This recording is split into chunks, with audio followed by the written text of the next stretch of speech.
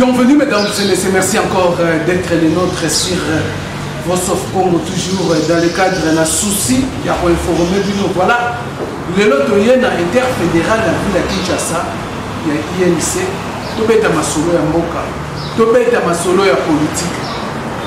Tout est à situation, il y a Vital Kamerhe, les Andengeni, ministre de la justice, vice-ministre de la justice. Moi je jouais intérim, il y a ministre, il y a vice-premier ministre de la justice pour confirmer que la santé est Vital Kamerhe.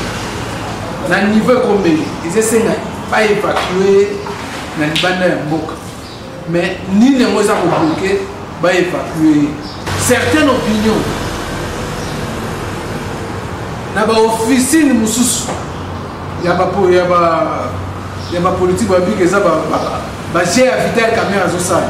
Alimo comme un opposant, il n'y a que l'opposition à l'Imana Mboka. À corrompre le vice-ministre de la justice. Ils ont sauté ça. L'union se compte politique. Même les comme sous kota prison bela té, il y a à sali et ça par rapport, il y a peut-être invitation, tout le monde a dit, il y a Amida Chatir, Kamerhe, son épouse, Alingaki, a qui répondre à la justice, va créer une mise de information. Vital Kamerhe a sali crise. Vital Kamerhe, situation pour et ça va m'assurer Tokobeta aussi, si réellement le dossier a mis dans la justice, c'est un nénéni.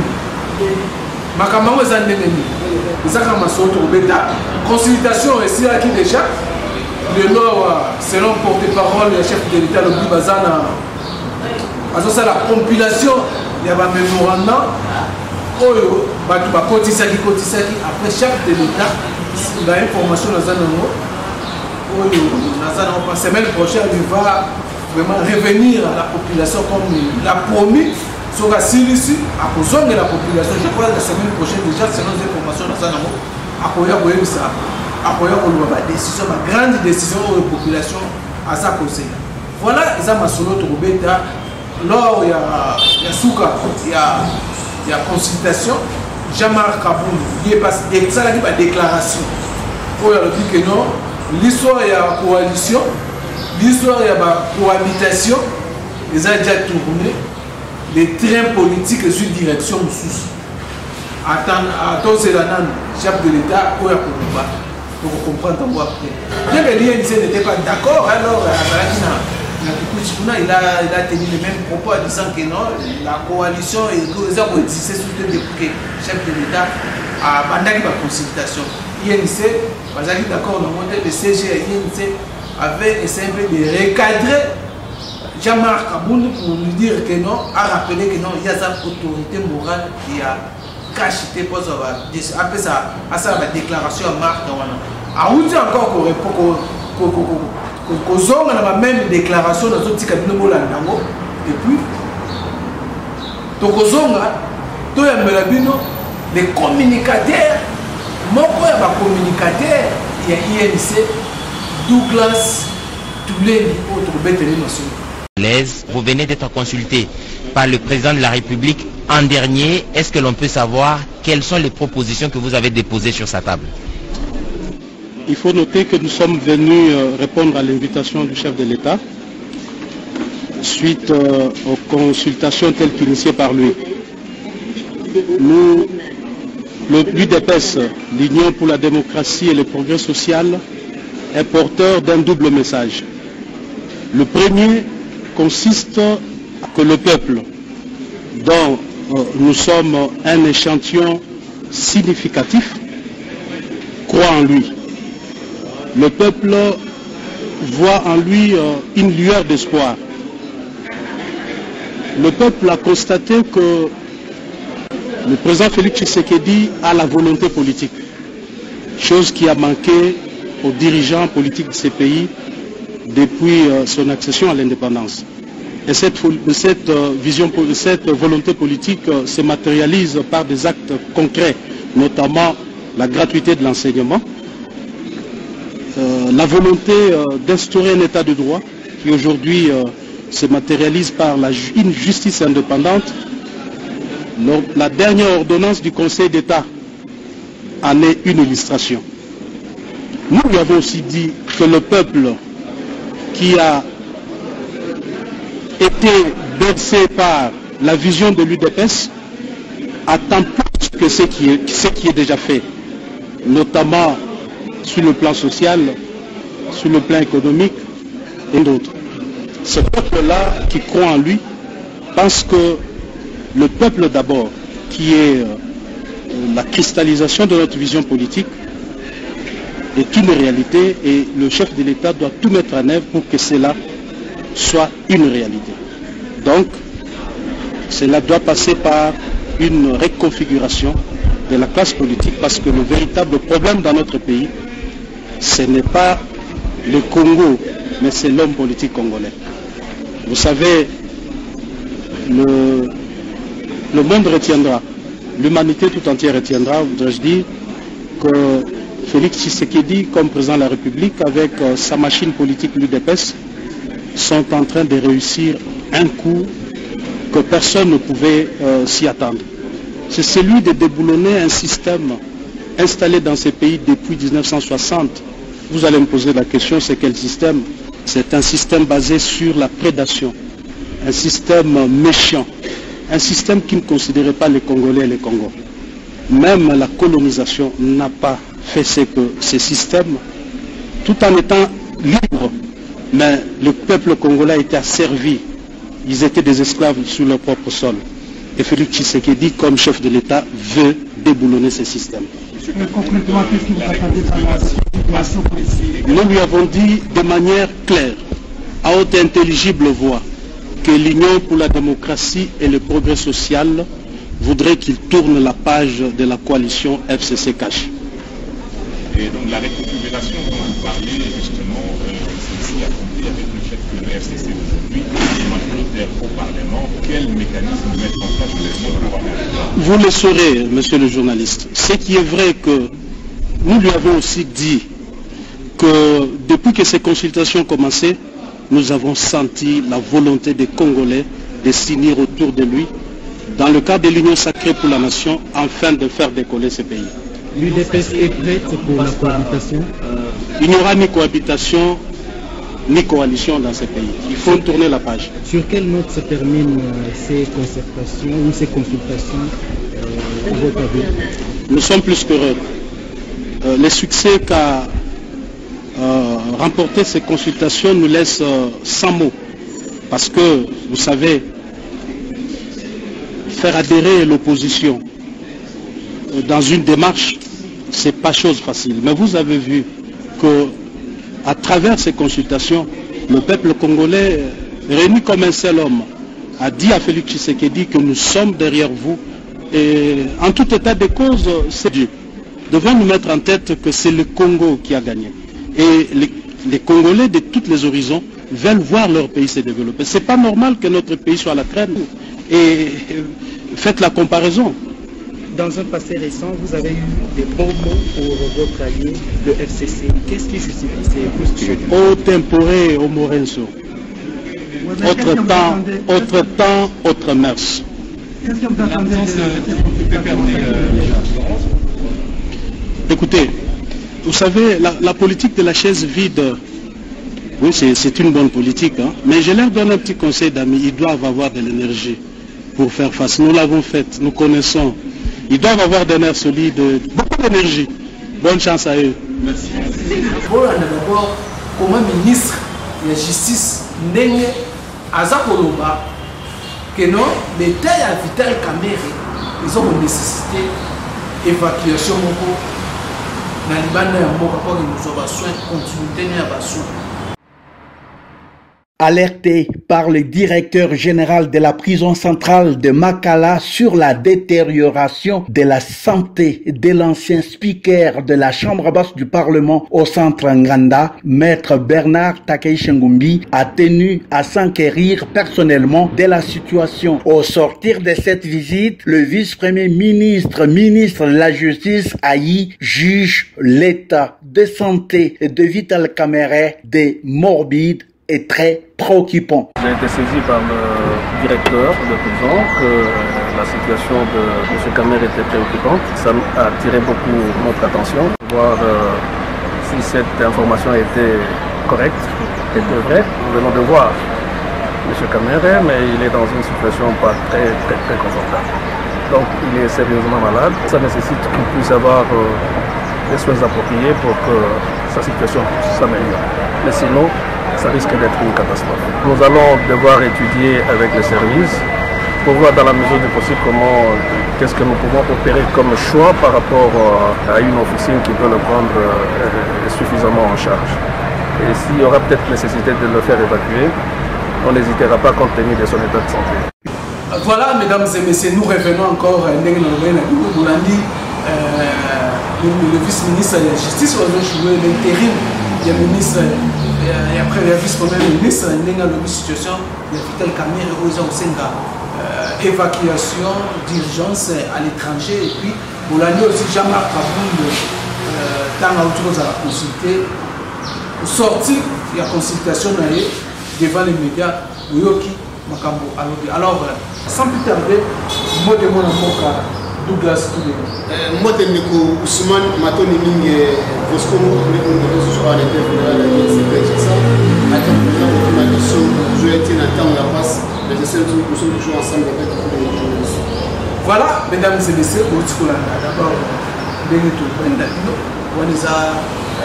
communicateurs, il y a INC, il y a des lignes qui sont basées en face.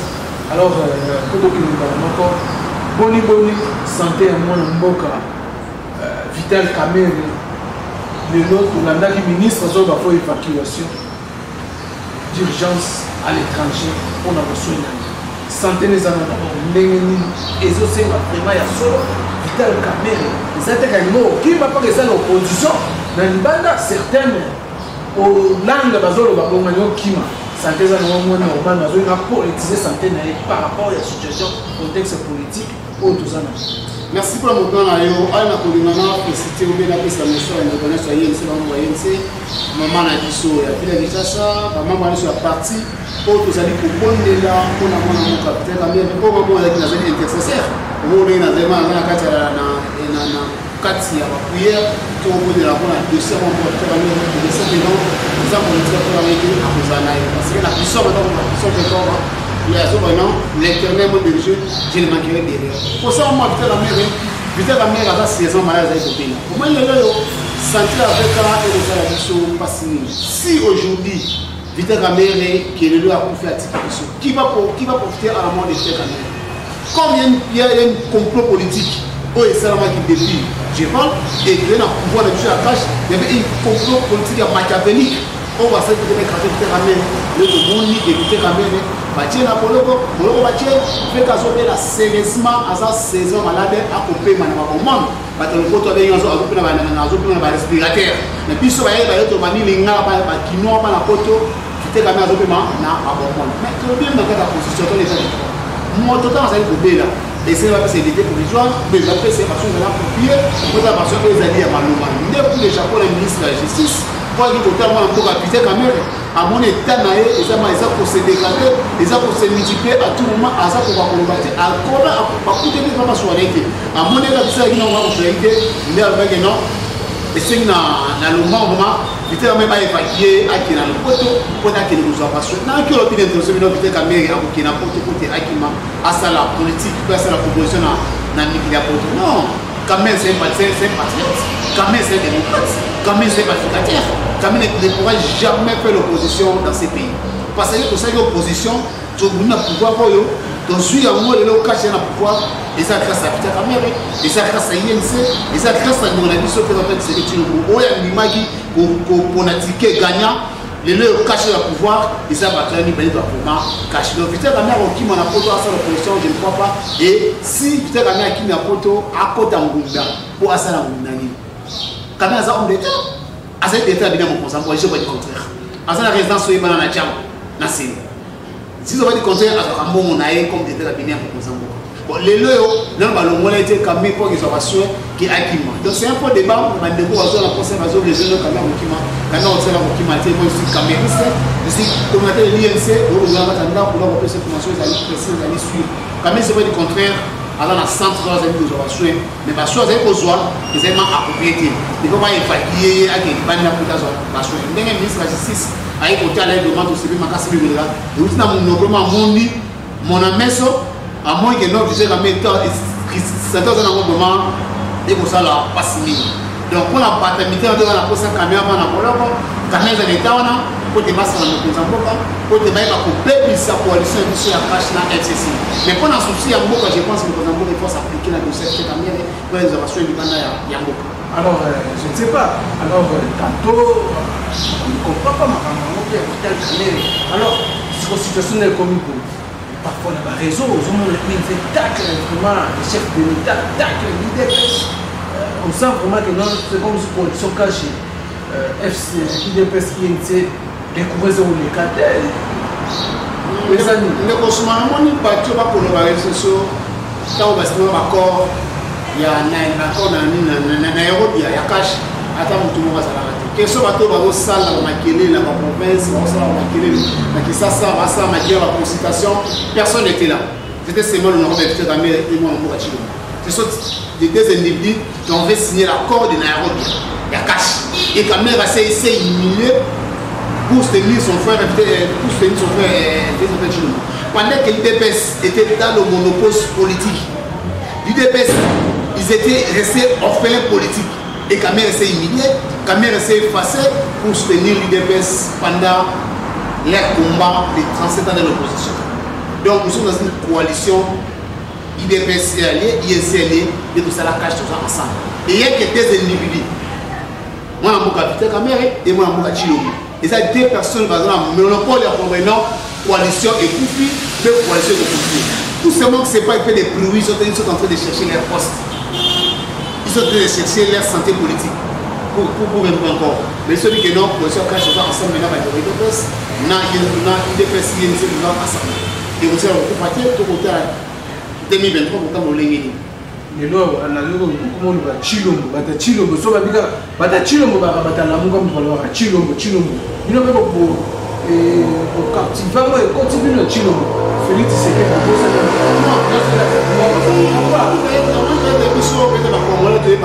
combien on trouve la commun excellence et fait dans Chilombo, combien on trouve excellence de Chilombo. C'est un péché. C'est l'inflation. Non, il y a des sangs, il y a l'inflation dans la construction. Non, il y a des opposants, il y a comme on a eu. C'est même qui l'a porté, on va dire Macron, on va appeler Obama.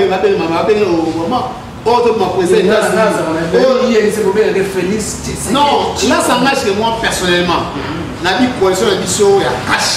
Il y avait des individus, Vité Kamere et moi, on va faire un kilo. On a posté dans la presse et moi, on va faire un kilo. On a fait une coalition à cash. Ce n'est pas tous ces niveaux qui ont marqué que notre coalition est qui est le coordinateur à cash? Qui est l'autorité morale? Coalition FCC cash, Koufi. Non, non, le coordinateur. On dit, tu vas pour Tchama qui est le temps où tu n'as ni. Moi, on va faire dans les tuyaux. À ce n'est pas d'accord. Tout ce monde va se rabatter. Parce que on va Tchama qui est. Si on va retourner, j'arrive. Tu auras retourné, ma campagne cash FCC. Et ça, moi, je vais faire un monde à mon monopole, mais le monde pour soit caché FCC. Est-ce que nous, d'ailleurs, ça n'a que moi, que nos coalitions pour finir? Non, les communistes dans la politique, chaque politicien a la carte à droite avec. FCC a la carte à droite vis-à-vis à cash, cash a la carte à droite vis-à-vis à FCC. Même la mousse a la carte à droite vis-à-vis à FCC ou à cash. Il y aura ces maintenant sur la présidentielle.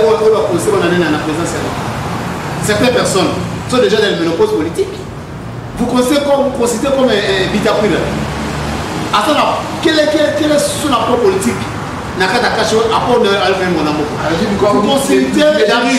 Vous considérez Adabo Mole. Je suis très épiant par rapport à Adabo Mole. Vous considérez Ewam. Quel est son apport au sein de notre coalition? Vous considérez notre le message qui peut les venir Franck Guillaume. À ça, vous avez député dans l'Assemblée nationale. Vous consultez l'ancien candidat Gabriel Moki. Qui est son apport? mon conseiller qui va mort.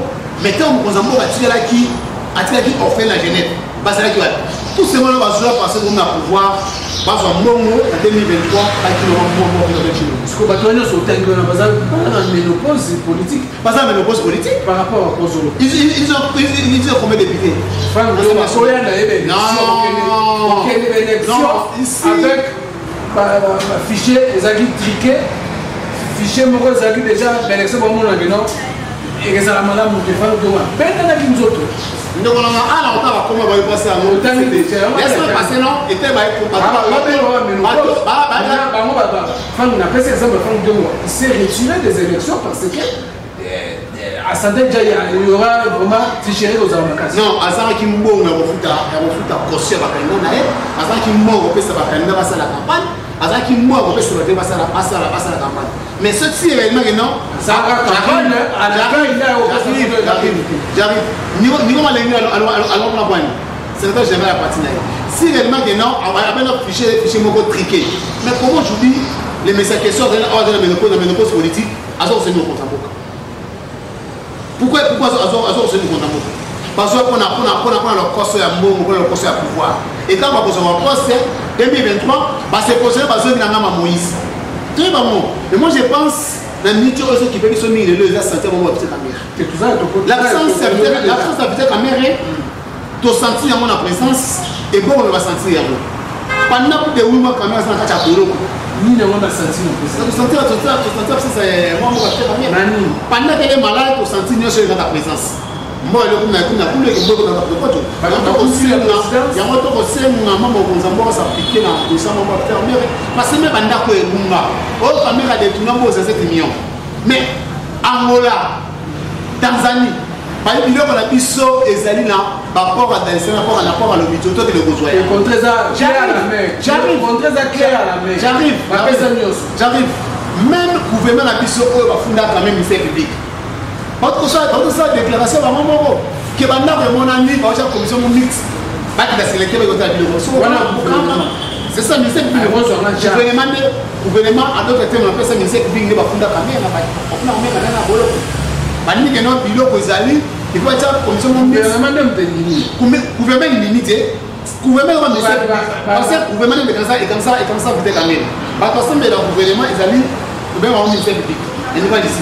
Les parents va babi non biloko ezali na katach biloko ezali na port del salam biloko ezali na pas à l'hôpital. Pas que nous avons quoi tout le monde a un caméra za na kiti. C'est ça procès moi politique.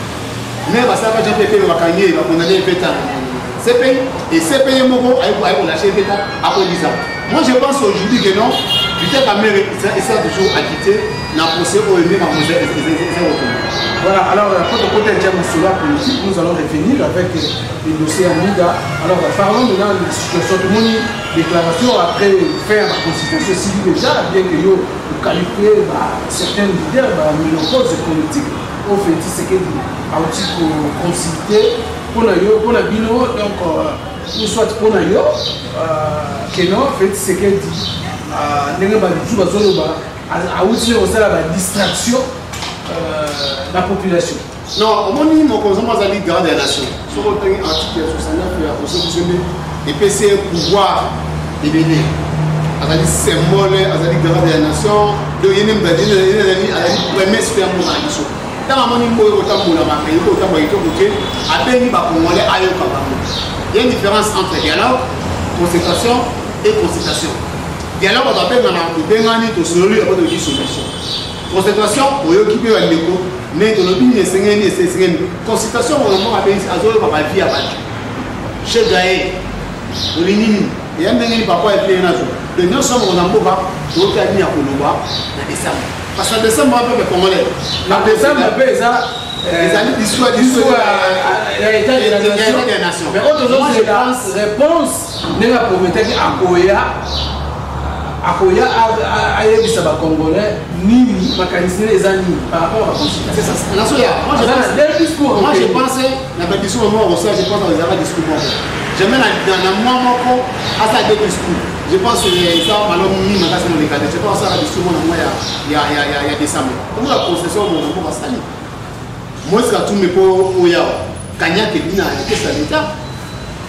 bafute les diètes ben ma porte ailleurs assume sur côté la constitution partant sur la tenue pour passer la constitution parce que moi kanyaka non que moi on est dans moulaka que moi il y a qui n'a pas pour je pense qu'il y a une aussi vraiment na tia on a un vrai chinois on est mort dans moulaka dans la belle constitution nous avons kende kanya kezali muto ta grand-mère oh le leur c'est la fiasco na fils ko on kende ba nous la considérer basimo eloko vous pensez là Moïse peut venir ici depuis Calazon en Moja Bati, il n'a pas de concession.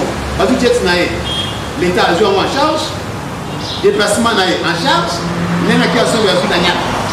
Ben Malina, mon souteneur, a fait gagner. Donc, vous voyez, c'est ça. Il y a une CP besoin de gagner. Là, c'est le mangage, pas la vie qui est notre pays. Il y a une CP besoin de gagner. Concession, ça n'a pas de biseau. Il y a une CP besoin de gagner. Pour le concession, c'est ça, consultation, c'est un bon biseau. On va consulter, il y a une pas juif. On va consulter, pas juif. On va compris. Donc, vous devez aussi. N'a pas besoin de la consultation. L'État qui m'a mis solo. Vas-y, quand bien. Et comment ça m'a dit? Mon amour a joué un maillot sur le bon. Moïse a le macuna dans une machine. Aïe, sur le bon. Ben malo, on a professé sur le bon. Ça va pas faire. Aïe, sur le bon. Vous allez ça va faire. Mais à quel niveau aller la vitesse de voir où? Mais il ne sait pas combien de fois amateur. C'est tout à fait normal. Et c'est comment ça. Alors, certaines opinions, consultation chef de l'État, les anangos, des ping-pong, les anangos donc, pour Akimisa, attention à peu près congolais. Est-ce que le produit est toujours pas retourner par Joseph? Donc, souvent, les consultations de sa question des pistes de solutions, le moment où j'ai mon consambo. À la nama, on va poser il y a beaucoup de personnes qui vont poser mon consambo. Quand ils ont pensé, le bon dengue, le bon de petit. Et moi, je pense que mon consambo a venu à Congo et ça n'a pas compris. Et comme conseil en fait, ça mon consambo a été que Cameroun c'est à sa l'obligation pour emboîter cette caméra. Il peut considérer tout le monde. Mais pas comme Kabila j'arrive mes gestions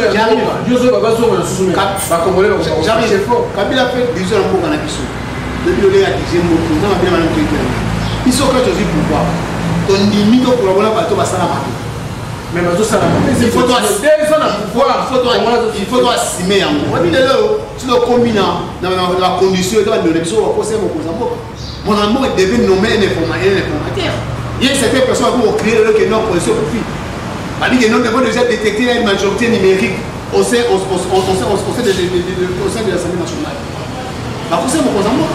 Et le bazar est basé le premier à mon non, coalition et caché pourquoi, coalition caché c'est pourquoi. Je n'ai même pas sorti il y a consultation non, c'est même l'histoire de la coalition, la cohabitation exactement. Mais que jamais Kabunde alors pourquoi combattre le président de Fadi. Asa autorité morale à cacher. À s'occuper de la IDPS. Cache l'autorité morale c'est moi la mort de la Chine. Yende a beaucoup de ce monde d'ordre qui est non pénal de conflit maintenant tout le monde pour ça cache Koufi. Il y a une CBN de PCB. Tant que nous sommes dans une coalition, nous sommes ensemble, IDPS et INCR. De tout ce que Kaboul était de faire là s'engage chez nous. Parce qu'il était désoutillé aussi au sein de l'Assemblée nationale. Après, nous pensons que c'est ce qui va dire, parce que le gouvernement, il y a une sacrée, après le ministre intérieur, après le ministre de l'Agriculture, après le ministre de la Pêche et l'Élevage, après le ministre de la Justice. Vous comprenez? Donc, après le cas, santé politique. Vous pensez si aujourd'hui, le président a été déplacé, il était vice-président de l'Assemblée nationale, on n'est pas arrivé dans cet stade. Moi, je ne pense pas. Parce qu'il était des soucis pour lesquels, ce n'est pas lui de dire que non, cache, il va la cacher, non, ce n'est pas lui. Donc, c'est mon moi, on peut faire celui qui est le docteur moral du cache. Et qui avait nommé la personne en question qu'il est condamné à la cache. Vous savez le document? Si vous êtes prêts, permettez-moi de prendre pour voir si la personne qui est pour le cache. Vous avez un comité de suivi. Non,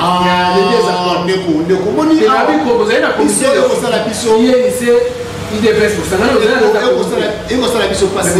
Mais comité de suivi, même aux amours en erreur, il y a même comité de suivi, on a détecté une majorité numérique dans la Assemblée nationale. Moi, on a nommé des formateurs à ça. Or, on fait quand on devait venir en Mozambique, là, il n'a pas nommé des formateurs. Moi, on a pas nommé des formateurs. Comme en contrepartie, il y a peu de postes à proposer, il y a des gens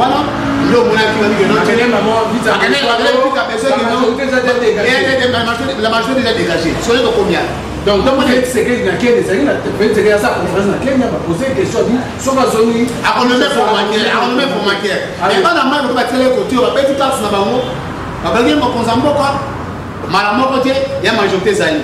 À contrepartie, à c'est X, et il y a pas son solo. Et c'est une donc, il y a une situation de crise au Congo, n'est des problèmes où non, ceux qui me demandent, on va faire informateur. Mais ceux qui s'amourent, il y a un problème au lieu de la crise pour l'informateur. Pourquoi on va informateur qui est un peu le Sikao? Moi j'ai pensé en fait à conseiller mon Mozambique et aux alliés, papa et amour, Kao, papa, moi je pense qu'on ça de toutes les façons de faire quand on a tous ces mondes, on va se maquiller. Attention, on considère que ça va aller pour le Ghana. Personne ne peut se concerne à l'âme pour la moitié de tout. Parce que le premier naïo, pour être dans le ministère, il y a 2023 qui m'a eu. Mais qui m'a rappelé, qui m'a en Genève. Par contre, qui m'a eu? Vous pensez que Moïse en 2023? Après l'Ingaïo, on a la Simano se soutenir. Moïse en 2023, à se soutenir, moi, en fait, de moi, je pense que j'ai fait en 2023. Alors, on va soutenir Félix. Il faut oublier ça. Il faut voter la bonne monde à Salio. Et l'autre, il n'y a pas beaucoup de temps. J'étais quand même à soutenir mon frère à Genève. Avec l'INC, et le beaucoup de pouvoir. Vous voyez le camion à sa poubelle.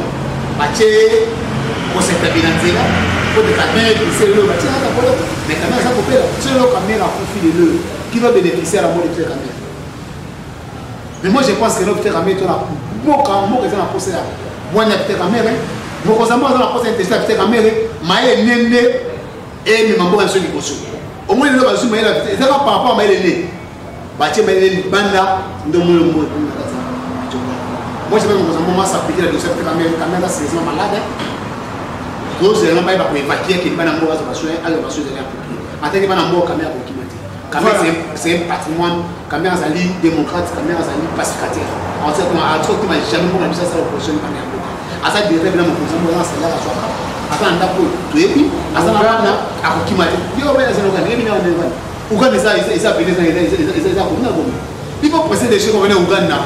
Attends là vous êtes en Ouganda. Na Ouganda na venu. Ils sont venus Ouganda. Ils sont venus Ouganda. Mais c'est ça, il faut presser des choses. Quand vous parlez au Ouganda, vous presser des choses. Parce que par rapport à la émission qui sont parce que c'est un Mali et moi pour la maman na bango. Moi non azana ndako na venu Ouganda. Ouganda na venu ya Gombe. Na commune. Et la commune. Voilà. Alors maintenant par rapport à quand ceux qui ça dossier maintenant la monique vous avez contre l'union sacrée pour la nation. Union sacrée. Il faut négocier avec Joseph Kabila. Union sacrée. Comment union sacrée? Et ça, pour le moment, nous avons un ministre en place. Il n'est pas encore démissionné. On va nommer formateur comme il a démissionné. Le gouvernement, ça va révoquer. Non, va révoquer. Il nous comme à terre au démissionné. C'est pour ça que le gouvernement union sacrée n'est pas. Il y a un peu de temps pour terrain de alors là, le côté bazar de pose politique pas beaucoup ça. Donc union sacrée ça impossible ça. Non, selon mon avis. Quand on pense à la colonne surtout dans l'ensemble les gars et le débat FCC. Pepe de dire que non, biso donne pour ça dialogue. Et bien non, on va dire de Mahamata ni d'accord. Parce que union sacrée pour ça gouvernement né. Pendant il y a un gouvernement en place. On les a dit investi. Dans l'Assemblée nationale, on va voir ça monsieur la Kino le. Si comme ministre Sikaoya Oya, pas qu'on nomme et nous quand on a démissionné, informateur, pas qu'on nomme parce que semble que majorité Balouki non et Balouki n'est Kacha combien de députés Kacha 48 députés La Mouka a 5 députés. Ça fait combien? Ça c'est un peu député. Oui, c'est vrai, c'est ça, il y a sous là. Combien?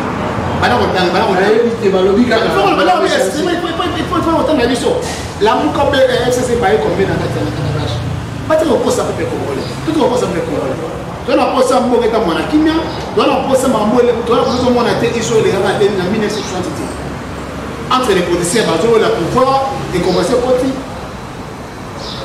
Soda est à ce que vous tout ça pour se faire un bon âge. Oui, on a des soldats officiers, va salir d'être anonyme, va tirer le chef de l'État pour mettre sa salaire. Moi, tu ne m'as pas dit non, non, n'a pas dit que la nègre va dynamiquer que non, porte-parole à Bango, à ça qu'on va venir par soldat, pour que maman Italie, maman était à Pochetti, pour ça pose les questions. Là, ça n'a géré. Là, ça dit porte-parole à soldat pour le Bango. Mais on peut ça conseil. Les 1960, le bout de ça, on peut déjà passer dans le côté de l'État. Entre le Mumba et Kassam, vous pouvez aller au quartier. Les mots qui ont assez d'État. Mais quand on a posé le mot comme les Sikanati, moi, je vais faire un chilombo, à la moment que non, elle va construire un déconnaille. Et ça, il y a la Mouga de Faïlou, et ça, il y a Kabila, avant de la Bassoula. Faïlou, il faut dialogue triomphera. Mais tant Matouri, et pardon, Martin Faïlou, Joseph Kabila Félix. Tant ça pour le voyage, à ça congolais. Dans la qui m'a découvert la FCC dans la déclaration de la salaire. Moi, je vais vous dialogue par rapport à la consultation. Il faut considérer la vérité, il faut savoir pour l'aide.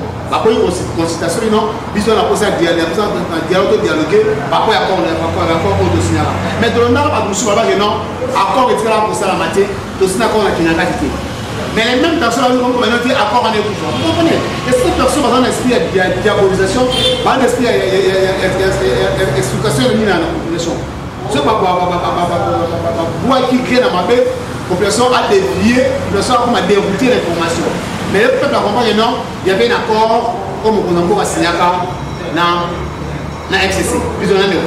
Mais le peuple congolais, il y a un accord et ça a découlé à Moukati. Mais parfois, on n'a pas choisi de moi qui est parce que Kabila a même élection. Et puis ça, Kabila, majorité parlementaire. Et puis, ce qui est son présence. Si on était malin, on devait dire que non, le cas de la présence, il y a la coalition. Mais on dit que non, il y a une majorité numérique. On sait l'Assemblée nationale. Après, il y a le même formateur. Conséquence, c'est un mot. Voilà, mesdames et messieurs, vraiment, nous sommes continués, nous sommes chités. Alors, dernier point, je sais, peut-être, nous sommes d'abord, c'est tout le monde a affaire, il y a la justice. Pour l'avocat Mida a candidaté pour avoir falsifié des documents de la résidence dans la commune de l'avenue Uganda, là sur la mine, ça dit pas moi non. Soit on a un nègre qui nous dit, avocat na yo ya bila zake pour expliquer na bandeko bazola na yo nini na dossier wana pour tout le monde il fait des invitations et tant que la mine il fallait qu'il nous réponde mais avocat qui va candidater avocat. Donc, ceux qui ont mis la tête, ils n'ont pas mis la tête. C'est ce que c'est la sorte de ça. Malheureusement, on a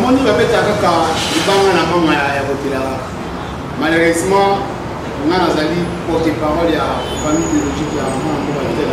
Non, ça porte-parole de l'histoire. Si je parle, ce n'est pas de l'INC. Non, c'est la maman invitation numéro 1. Les élèves à l'hôpital.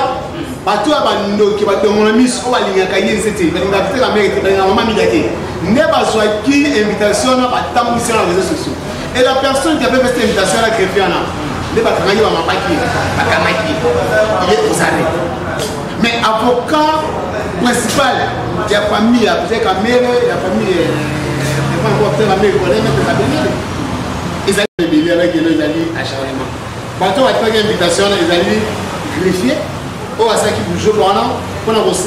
l'image de maman Mida, pour salir l'image de maman Mida, la mère, ne va candier à ça aux arrêts. Maman Mida, elle a très pour se préparer, n'a tout un bon pour passer mon lot, à ça peut-être dans un abonné, à ça pour s'occuper de la santé mobile, parce que la santé mobile, vous avez mis ma casse communicative. Il y a un avocat parmi les avocats. Non, on a d'autres informations à dire, on a dit camériste, c'est une communauté ici. Tu as quand même des greffes pour finir ça qui va ça que personne à l'hôpital pour ça que le président à l'hôpital les amis ne pas news alors le hôpital qui nous donne la sanité et puis c'est les réseaux sociaux ne va quand même qui est parce que quand avocat moi habité la mère était on a mettre la bénie la des années acharnement contre la mère habité la mère acharnement contre la média acharnement contre l'INC. Voilà, mesdames et messieurs, je crois que nous sommes déjà à la fin de notre entretien. Je voudrais que ce soit pas précision, parce que maman, nous-mêmes, nous avons déjà eu des déplacements. Laquelle on a parlé de justice, dossier de l'Orezati. Voilà la raison pour laquelle je ne comprenais vraiment pas tantôt information dans le bien. Alors voilà, vous êtes là, pour la matière, il y a pas mal d'invitations, je crois que vous êtes informés, vous avez des détails sur la communicateur. En tout cas, on a invité ici un dernier mot par rapport surtout à l'actualité sur Vital Kamerhe, l'actualité politique. Je crois que nous avons tout brossé, mais un dernier mot pour mon collègue na bandeko bazola. Non, le nom c'est que non biso bana INC peuple congolais na ba balinga kapita quand même balinga haiti tout le monde a bon appétit. Mboka ezana kosa ya bwanya nae, mboka ezana kosa ya sagesse nae, mboka ezana kosa ya maele nae parce que monsieur Kamera kufi mboka to ko de mutu abona ko la tête. Peut-être que nazali ko être sérieusement malade, na ba midi bana ya mboka te to ozali ba pesa ye ordre à nos assurer bana ya mboka. Ministre de la justice azali moko n'importe qui oyo auti kotala ye amoni santé na ya santé mwa balonga esengi nécessité agravation de bana ya mboka. Si aujourd'hui Vital Kamerhe a profité, qui va profiter à la mort de Vital Kamerhe? Combien de complots politiques comme Mathieu l'avait dit, toute personne qui essaie de secret du pouvoir, il faut l'éliminer. Raison pour laquelle Vital Kamerhe n'a pas de boloko, Kangai injustement, et le juge était capable de démontrer du saut Momo Kamerhe. Je pense que nous devons beaucoup prier pour Vital Kamerhe, il va se rétablir. Certains sont malades, des Mokania marque chapitre 16, verset 18 au Bénin. Vous devez imposer les mains, les malades seront guéris. Le numéro à compter avec plus 643 84 380 25 63 643 84 380 25 63. Voilà, mesdames et messieurs, ça n'est fini par ici. Merci de venir sur vos acquis. Tellement nombreux, il y a Kolanda Bisso. Restez branchés sur votre Congo. Abonnez-vous massivement sur notre chaîne Vox Info TV. Portez-vous bien. Bye bye.